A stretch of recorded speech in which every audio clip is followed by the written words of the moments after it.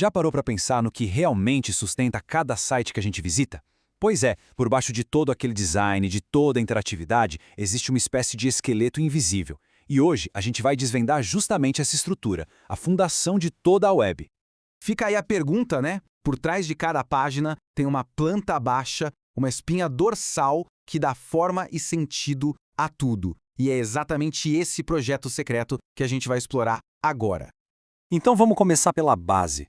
Toda grande construção precisa de uma fundação sólida. E na web a história é a mesma. Sem essa estrutura inicial, simplesmente não dá para construir mais nada em cima. E aqui está o nome da nossa fundação, HTML. A definição mais formal diz que ele é o bloco de construção mais básico da web. O trabalho dele é definir o significado e a estrutura do conteúdo. O interessante é que o HTML não está nem um pouco preocupado com cores ou animações. A única missão dele é organizar a casa. É ele que diz para o navegador, olha, isso aqui é um título, aquilo ali é um parágrafo e bem aqui vai uma imagem. E para entender isso de vez, a melhor analogia é a de construir uma casa. Pensa só, o HTML é estrutura, sabe? As vigas, as paredes, o que dá forma à casa. Depois que o esqueleto está pronto, aí entra o CSS, que é a pintura, a decoração, o que deixa tudo bonito. E o JavaScript? Ah, ele é a parte funcional. É a eletricidade que acende as luzes, o encanamento que faz a água correr. O ponto-chave é que não dá para pintar uma parede que não existe, certo? Sem a estrutura do HTML, o resto não tem onde ser aplicado. Beleza, já entendemos que o HTML é a estrutura, mas como ele faz isso na prática? A resposta está no nome dele, linguagem de marcação. Mas o que isso quer dizer afinal? É mais simples do que parece. Marcação é basicamente o ato de etiquetar as coisas. A gente pega um conteúdo todo solto, um texto, uma imagem, e envolve ele com etiquetas, as famosas tags, que dão instruções para o navegador.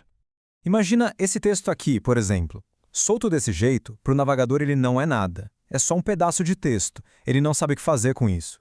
Mas agora, olha a mágica. A gente abraça o texto com as tags P e P fechado. Pronto, acabamos de marcar, de etiquetar ele como um parágrafo. Na mesma hora, o navegador entende o recado e mostra do jeito certo. Esse é o poder da marcação. Então, como essas tags funcionam? A regra é clara. Elas sempre estão dentro desses sinais de menor e maior. Elas servem para separar os elementos e dizer para o navegador o que ele deve fazer. Ah, e um detalhe curioso.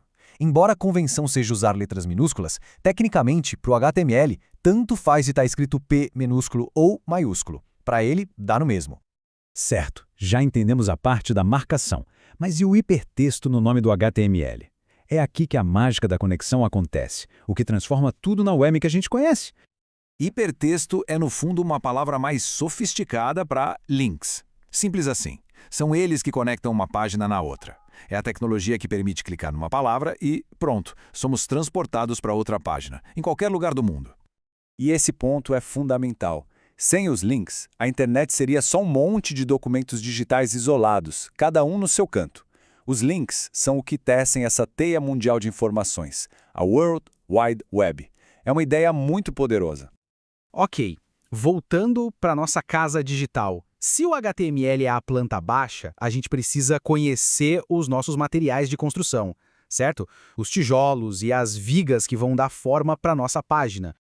E aqui estão alguns dos blocos mais comuns. H1 é para o título mais importante. P a gente já conhece, é o parágrafo. IMG para imagens. E olha lá aí, a tag A de âncora, que é a responsável por criar os links, o coração do hipertexto. Cada tag dessas é um tijolinho com uma função bem específica. E esses blocos se comportam de duas maneiras principais. Tem os elementos de nível de bloco, que são como tijolos. Cada um ocupa uma linha inteira, empurrando o próximo para baixo. Títulos e parágrafos são assim. E tem os elementos em linha, que são mais sociáveis. Eles se encaixam um do lado do outro, como palavras numa frase, ocupando só o espaço que precisam. Um link no meio de um parágrafo é um exemplo perfeito. Entender essa diferença é a base para organizar o layout de qualquer página. Bom, a gente viu que o HTML é a base, o esqueleto de tudo. Mas o que acontece depois que esse projeto, essa planta baixa, está pronta? Isso nos traz de volta ao nosso trio. Tudo começa com a estrutura, o HTML. Depois vem a apresentação, o CSS, que cuida da aparência. E por fim, o comportamento, o JavaScript, que adiciona a interatividade. Eles trabalham juntos, mas tudo, absolutamente tudo, começa com a estrutura sólida do HTML. E essa é a grande lição. Não importa o quão incrível ou complexo um site pareça, se a gente pudesse tirar toda a pintura, toda a fiação, lá no fundo a gente encontraria sempre o mesmo esqueleto confiável e universal, o bom e velho HTML. É impressionante pensar que toda essa complexidade da web é, na sua essência, construída com peças tão simples. Sabendo disso, fica a pergunta no ar: o que mais dá para construir com esses mesmos blocos? O que ainda está por vir? A tela continua em branco.